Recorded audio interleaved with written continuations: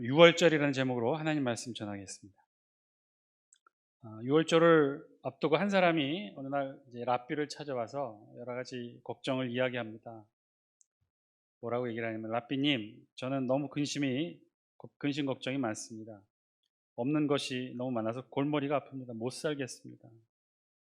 랍비가 무슨 근심이냐고 물었대요. 그랬더니 이 사람이 이렇게 얘기하는, 유대인이니까 유대인이 이렇게 얘기하는 거죠. 이제 6월절이 다가오는데 무교병 살 돈도 없고, 포도주 살 돈도 없고, 자기 옷, 아내 옷, 자녀 옷은 물론 고기도, 양고기도 살 돈이 없다는 거예요.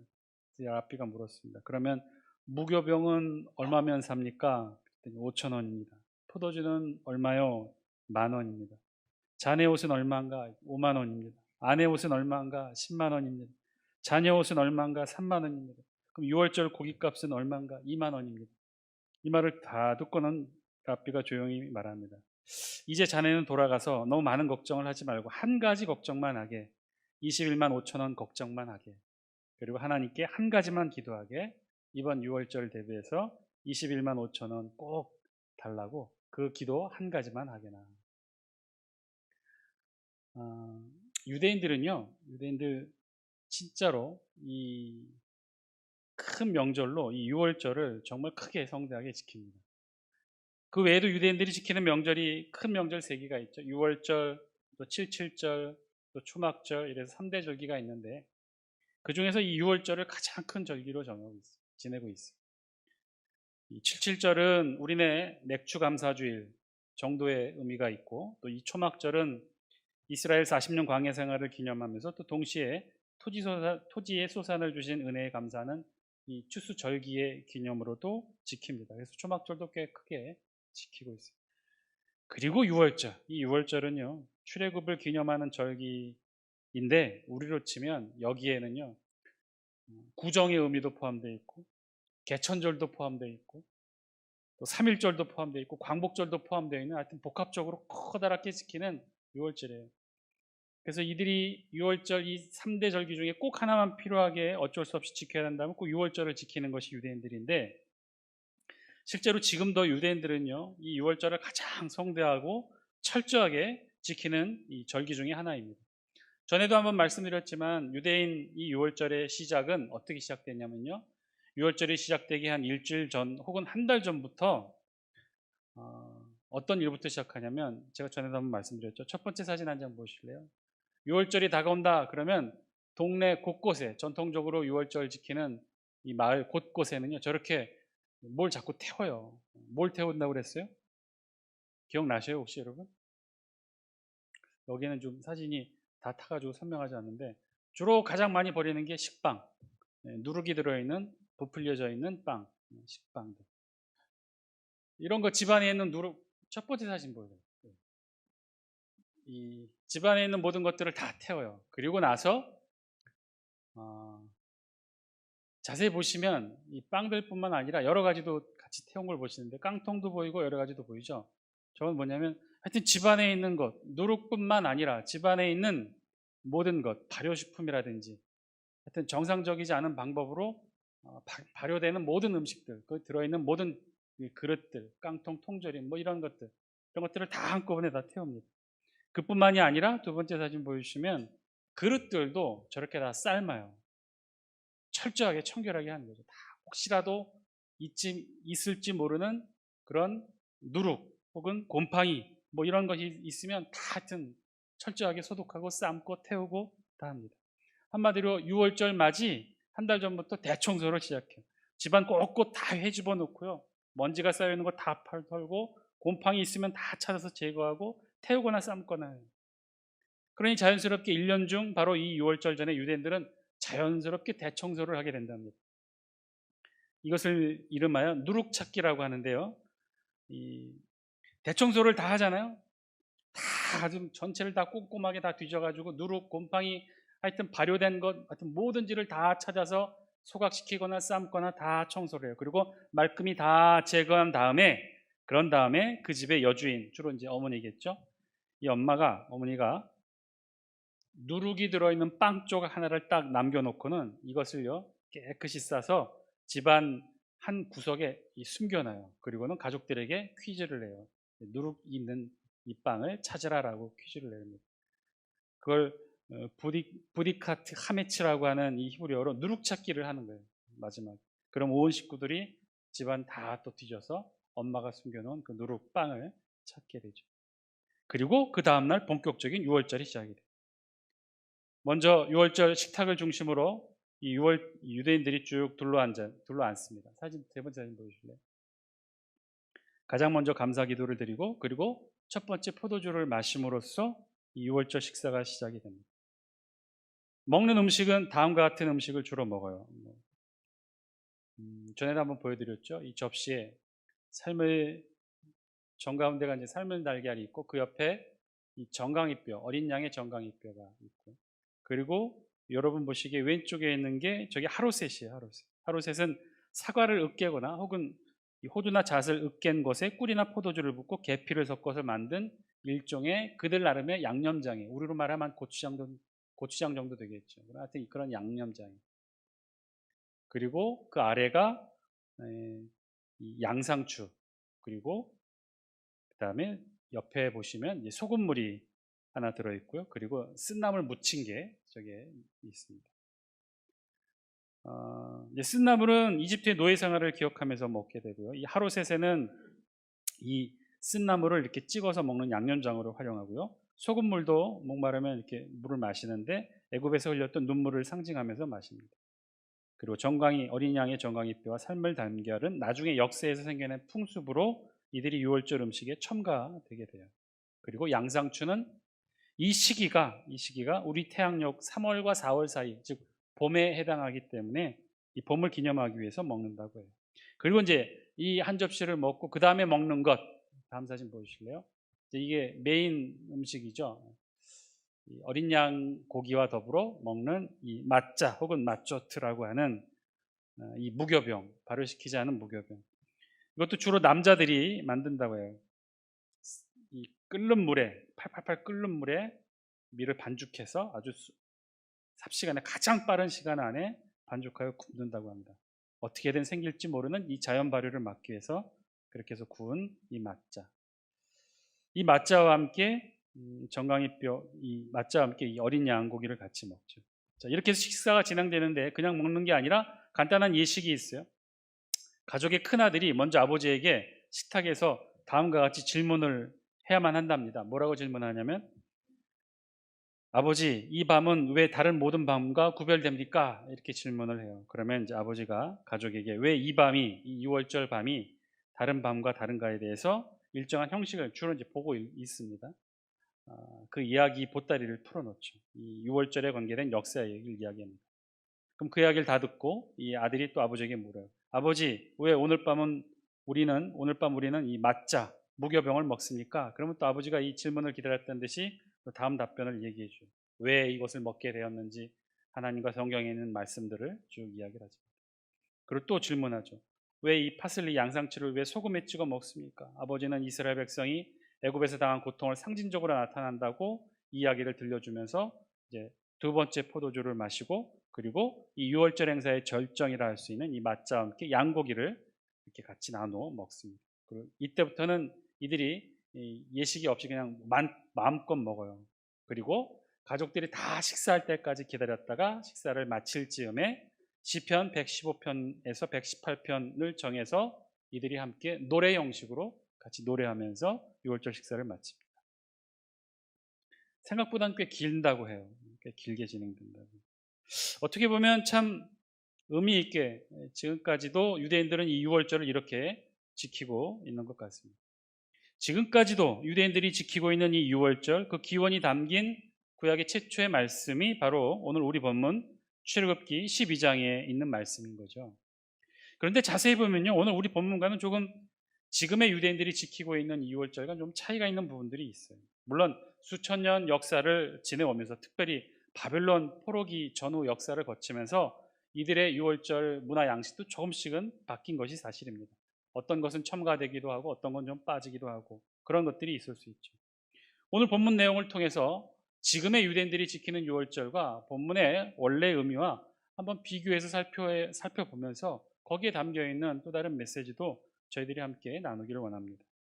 오늘 우리 본문 6월절 제정에 대한 말씀은요, 2절부터 시작해요. 2절 우리 영상을 통해 같이 한번 읽습니다. 시작. 이 달을 너희에게 달의 시작 곧 해의 첫 달이 되게 하고, 한마디로 이 6월절 시작하는 바로 이 달을 그 해의 첫 달로 삼으라는 말씀이죠. 실제로 당시 출애굽 당시 애굽인들이 사용했던 민간 달력으로는 이때가 7월에 해당했다고 해요. 그리고 지금 우리의 달력, 태양력에 기준하면 3월에서 4월 사이라고 한답니다. 그런데 지금 본문의 말씀은 지금 이 달을 애굽의 달력으로는 7월, 지금의 우리의 달력으로는 한 3월에서 4월 정도 되는 이 시기를 이 유대의 종교력 그 해 첫 달로 삼으라는 것이죠. 실제로 유대인들은요, 이 종교력을 지금도 써요. 그래서 이름을 이 아비벌이라고 하고, 나중에 바벨론 포로 이후에는 니산월이라고도 불러요. 그래서 이 6월절은요, 유대 종교력 아비벌 1월 달에 시작을 합니다. 3절 우리 같이 한번 말씀 보겠습니다. 시작. 너희는 이스라엘 온 회중에게 말하여 이르라. 이달 열흘에 너희 각자가 어린 양을 잡을지니 각 가족대로 그 식구를 위하여 어린 양을 취하되. 이제 이 6월절이 시작이 되는데 언제 시작하느냐? 열흘에 시작하라고. 이달 열흘, 즉 아비벌 열흘, 아비벌 10일에 시작하라는 거예요. 그런데 정확하게는요, 6월절의 시작 그 날은 아비벌 14일이에요. 그러니까 아비벌 14일에 있을 6월절을 위해 그 전 4일 전 아비벌 10일에 어린 양을 준비하라는 것이죠. 어린 양을 가족 식구 수대로 어린 양을 준비하라. 근데 왜 4일 전에 어린 양을 준비하라고 말씀하셨을까요? 왜 이런 시간적 여유를 두었을까? 그러니까 4일 전에 미리 어린 양을 준비해두라는 말씀인데, 그러기 위해서는 미리 어린 양을 이 시장에서 사와야 됐고, 그리고 집안에서 4일간 함께 머물러야 돼요. 근데 이 4일간은요, 어떤 의미가 있었을까? 어차피 잡아먹을 거니까 먹이도 주지 않고 그렇게 방치했을까요? 그렇지는 않아요. 왜냐하면 여러 가지가 이유가 있겠지만, 우리 5절 말씀 같이 한번 읽겠습니다. 시작. 너희 어린 양은 흠 없고 1년 된 수컷으로 하되 양이나 염소 중에서 취하고. 양이나 염소 중에서 흠 없고 1년 된 수컷이라고 말씀했어요. 흠이 없어야 됐죠. 굶어서 병이 들거나 혹은 다치거나 4일 사이에 상하거나 해함이 있어서는 안 되기 때문에, 그래서 이 4일간 잘 보살핍니다. 먹이도 주고요, 잘 살펴봐야 돼요. 그 이유가 무엇이었을까? 물론 흠 없는 이 기준을 지키기 위해 4일간 더 자세히 살피는 이유도 있었을 거예요. 속으로 병이 들었다든지 며칠이 지나서 이렇게 나타날 수도 있기 때문에 4일간 하여튼 잘 살펴보아야 되는 그런 목적도 있었을 거예요. 그런데 그것만의 의미는 아니에요. 아무리 잡아먹을 목적으로 취했다고 해도요, 1년 된 어린 양을 4일간 함께 집에서 가족이 함께 보내게 된다면 어땠을까요? 4일간 먹이도 주고 어디 다친 데는 없는지 살펴보기도 하고, 아침 저녁으로 이렇게 살펴보는 과정 속에서 4일이라는 짧은 시간이겠지만 정이 들었겠죠. 이 4일의 짧은 의미, 충분히 그 1년 된 어린 양을 충분히 알고 익히기에는 조금 부족하겠지만 그래도 어느 정도 알 수 있는 시간이 되었다는 거예요. 그래서 사실 이 1년 된 어린 양은요, 잔치상의 고기로만의 식용의 의미보다는, 그래서 이 6월절을 보내는 각 가정에 있어서 이 어린 양은 희생의 의미도 갖게 되는 그 시간이 바로 이 4일의 시간이었다는 거예요. 6절 우리 같이 한번 읽겠습니다. 6절 시작. 이달 열 나흘 날까지 간직하였다가 해질 때에 이스라엘 회중이 그 양을 잡고. 아비벌 14일에 해질 때에 이스라엘 회중이 그 양을 잡으라고 이제 말씀하셔요. 열 나흘 날까지 4일간 두고 지켜보면서 그 다음에 간직했다가 그 다음에 해질 때 이스라엘 회중이 그 양을 잡으라고 그랬어요. 자, 그러면 언제 이 양을 잡나요? 아비벌 14일 언제, 어느 시간대에 이 양을 잡는가? 우리 성경은 해질 때라고 기록했는데 실제 원어의 의미는 조금 다릅니다. 그 PPT 보여주실래요? 6절에 보시면 해질 때에 이스라엘 회중이 그 양을 잡고 라고 되어 있는데, 이 히브리 원어에 보면 뺀 하르바임이라는 이 단어를 썼는데, 이 뺀이라는 단어는 시간 혹은 이 간격 사이 이런 뜻이고요, 하르바임은 뜻으로 이 저녁들이라는 뜻이에요. 복수형이에요, 저녁들. 그러니까는 이 뺀 하르바임이라고 하면 어떤 뜻이냐면 이 두 저녁들 사이에 이런 뜻인데, 이 이야기인즉 이 유대인들은요, 저녁을 구분해서 표현을 했어요. 저녁이 두 저녁이 있다는 거예요. 처음 저녁이 있고 둘째 저녁이 있는데, 처음 저녁은 어떤 저녁이냐면 일몰이 시작하는 때, 해가 지평선 너머로 떨어지게 되면 붉게 물들잖아요. 그때를부터 이제 저녁으로 본 거예요. 그러니까 해가 떨어질 그때쯤부터 노을이 있고 해가 떨어지는 바로 그 시점이 처음 저녁이에요. 왜 처음 저녁이에요? 해가 떨어졌지만 이 태양의 잔상이 아직도 밝게 빛나기 때문에 환해요. 어둡지가 않단 말이에요. 분명히 해는 지평선 너머로 넘어갔지만 아직도 환하단 말이에요. 그러다가 이 태양의 잔상마저 완전히 사라진 어둠이 임했을 때를 두 번째 저녁, 둘째 저녁이라고 이 유대인들은 생각했어요. 그래서 이 유대인들이 유월절 어린 양을 잡는 그 시기는 언제냐? 이 첫째 저녁과 둘째 저녁 사이에 일몰로 해가 떨어지면 바로 그때부터 유월절이 시작해서 어린 양을 잡고 손질하고 불에 구워요. 그때 처음 저녁과 둘째 저녁 사이에 바로 이들이 어린 양을 잡고 유월절을 시작했다. 그리고 그 양을 잡는 주체를 우리 성경은 누구라고 했냐면 이스라엘 회중이라고 말했어요. 이는 그 가정에서 집안의 가장이 실제로 도살을 해요. 그러니까 온 가정의 식구들이 함께 지켜보는 가운데 집안의 가장이 이 어린 양을 칼로 잡는 것이죠.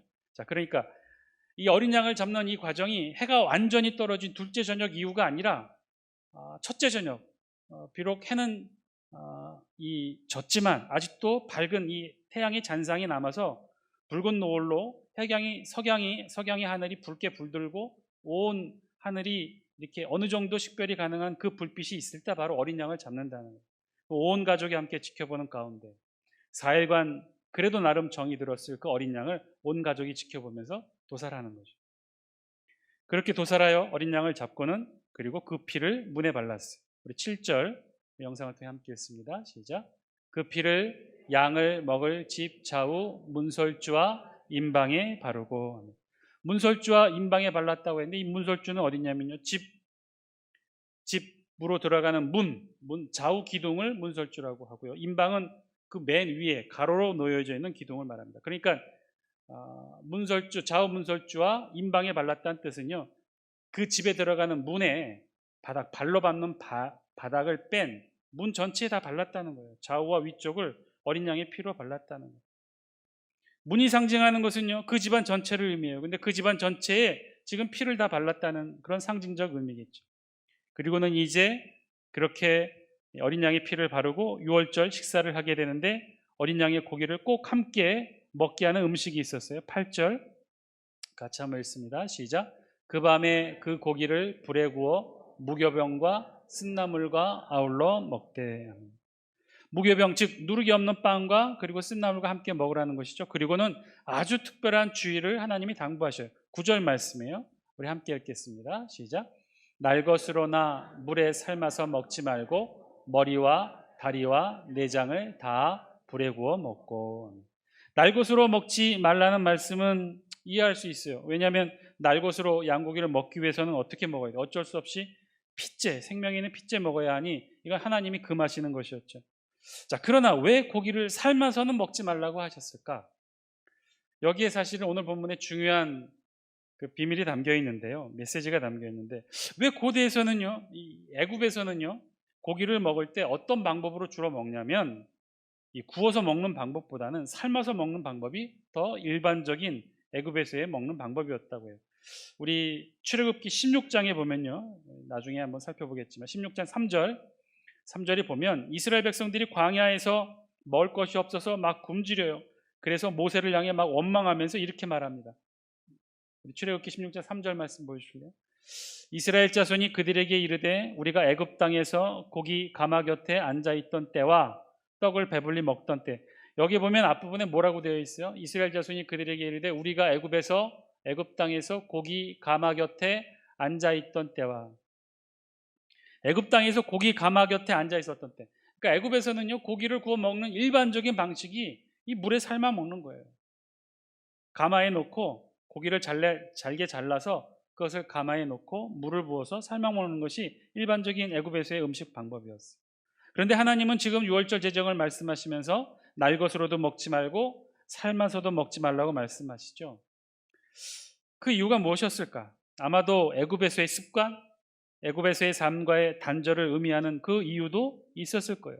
그런데 그보다 더 중요한 근본적인 이유가 있었어요. 그 내용은요, 다음 말씀에 이유가 있어요. 그 다음 말씀 9절, 우리 영상으로 통해 다시 한번 보여주실래요? 9절 말씀 다시 한 번만 보시면 함께 읽겠습니다. 시작. 날 것으로나 물에 삶아서 먹지 말고 머리와 다리와 내장을 다 불에 구워 먹고. 뒷부분에 보면 머리와 다리와 내장을 다 불에 구워 먹으라고 말씀하고 계셔요. 그러니까 어린 양의 몸의 대표적인 세 부위가 나오죠. 머리, 그리고 다리, 그리고 내장이 상징하는 게 뭐 몸통이죠. 그러니까 어린 양의 세 부위가 다 나와 있어요. 머리와 다리와 몸통이. 근데 이는 이 머리와 다리와 몸통을 다 불에만 구워 먹으라고 하나님 말씀하시죠. 왜 하나님이 이렇게 말씀하셨을까? 왜 꼭 불에만 구워 먹으라고 말씀하셨을까? 날것으로는 생명을 핏째 먹지 말라는 하나님의 명령과 일치하지 않으니까 이해할 수 있어요. 그런데 꼭 굳이 삶지도 말고 반드시 불에 구워서만 먹으라고 말씀하신 이유가 무엇이었을까? 그 이유는요, 오늘 우리 본문 9절에 있는 말씀이에요. 머리와 다리와 내장, 즉 머리와 다리와 몸통까지 불에 구워 먹으라는 이 말씀에는 어떤 의미가 담겨 있냐면, 이 희생제물 어린 양을 머리와 다리와 몸통이 있는 온전한 형태로 구워 먹으라는 그런 말씀이죠. 그것을 잘라서, 다리를 자르고 뼈를 자르고 정강의 뼈를 잘라서 물에 삶아서 먹는 것이 아니라 그 형태를 온전히 갖춘 채로 그대로 불에 구워서만 먹으라는 말씀인 거예요. 이는 양의 머리서부터 발끝까지, 양의 외부는 물론 내부 내장까지, 즉 양의 몸 전체를 말하는 것이고, 결국은 이렇게 양을 불에 구워서만 먹어야 되는 이유가 바로 여기에 있었는데, 만약에 삶아서 먹을 경우 양의 몸을 잘라 나누어야만 솥에 들어갈 수 있기 때문에 그랬다는 거죠. 즉 삶기 위해서는요, 양의 몸을 나누어야만 했다는 거예요. 그런데 하나님은 지금 그 방법이 아니라 온전한 형태를 유지하며 불에 구워서만 먹으라고 말씀하고 있는 거죠. 이것은 무엇을 말씀하고 있는 것일까요?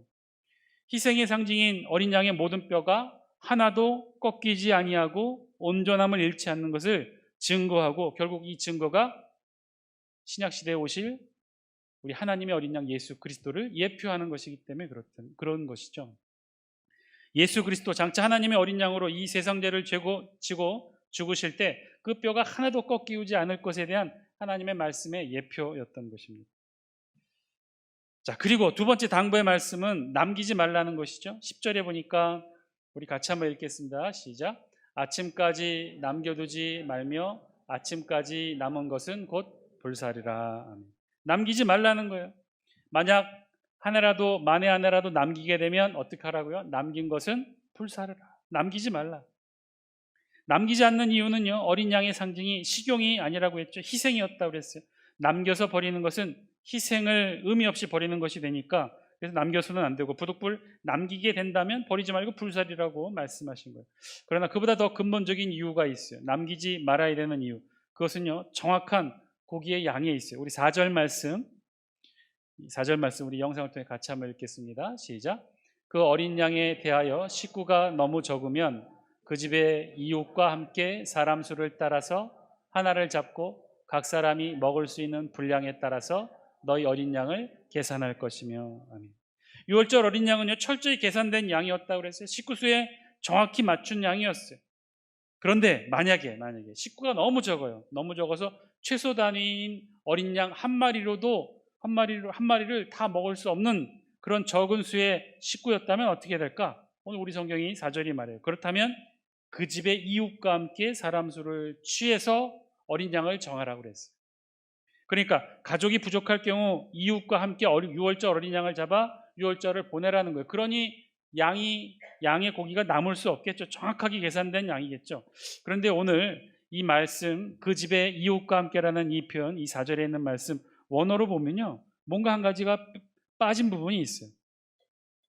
우셰케노 하카로브 엘 베토라고 되어 있는데, 그 집에 가장 가까운 이웃과 함께라고 해서 하카로브라는 이 단어가 우리말 성경에는 번역이 빠져 있는데, 그 뜻은요, 가장 가까운이에요. 그러니까 먹을 식구가 적을 경우 이웃을 선택해야 되는데, 이웃과 함께 6월절 어린 양을 먹어야 되는데, 그럼 그 이웃이 누구 이웃이냐, 어떤 이웃을 정하느냐? 오늘 우리 성경에는 번역이 안 돼 있지만 원어에는요, 하카로브라고 해서, 카로브, 이 가까운이란 뜻이고, 하라는 정관사를 붙이면요, 가장 가까운 이런 뜻이에요. 가장 가까운 이유, 즉 가장 가깝다는 것은요, 여기서 말하는 가까운 것은 관계가 가까운 것이 아니라 지역이 가깝다는 거예요. 거리가 가깝다는 거예요. 즉 어떤 이웃과 함께 유월절을 보내야 되냐면요, 내가 좋아하는 나와 친한 이웃이 아니라 내 집에서 가장 가까이 있는 이웃과 함께 유월절을 보내라는 거예요. 이웃을 선정하는 기준이 자기의 마음에 드는 사람, 취향이 같은 사람이 아니라 가장 가까운 거리에 있는 사람이었다는 거죠. 그렇게 정해진 이웃과 함께, 정해진 인원과 함께 정확하게 계산된 인원에 맞게 유월절 어린 양을 먹으라고 오늘 성경은 말씀하셨던 거예요. 그런데도 음식이 남았다면, 여러분, 그런데도 이렇게 정확하게 계산했는데도, 그래서 양을 준비했는데도 그래서 음식이 남았다면 이건 어떻게 된 걸까요? 이유는 여러 가지가 있겠지만 잘못 계산할 수도 있을 수 있고, 혹은 많이 먹을 줄 알았는데 속이 안 좋아서 많이 먹지 못할 수도 있고, 그럴 수도 있으나 그런 경우는 대부분 확률이 적고, 10중 8구는요, 남게 된다면 유월절을 참여하기로 되어 있는 가족이나 이웃이 불참한 경우겠죠.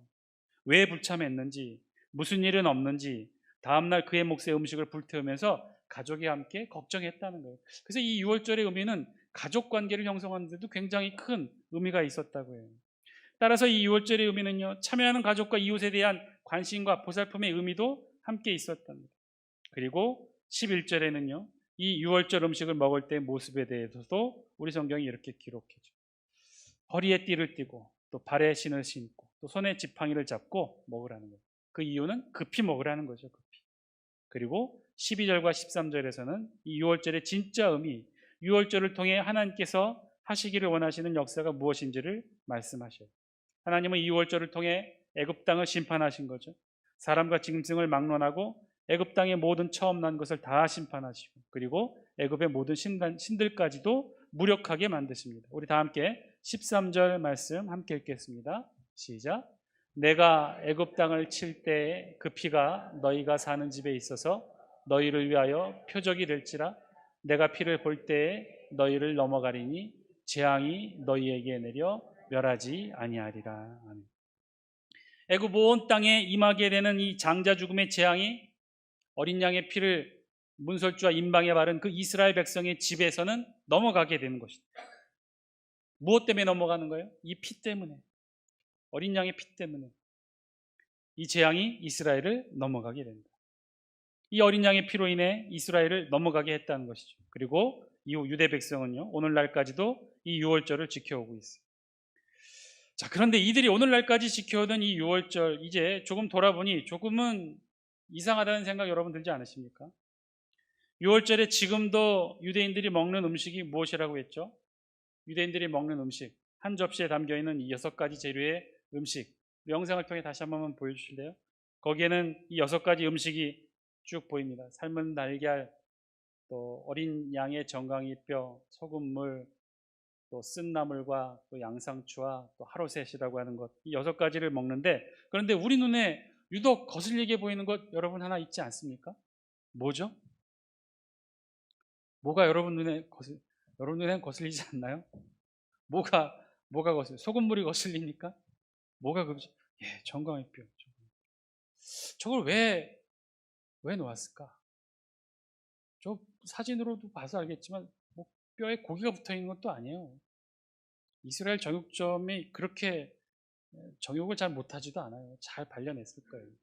그냥 뼈만 하나, 달랑 정강이 뼈를 예쁘게 잘라서 이렇게 접시에 놓습니다.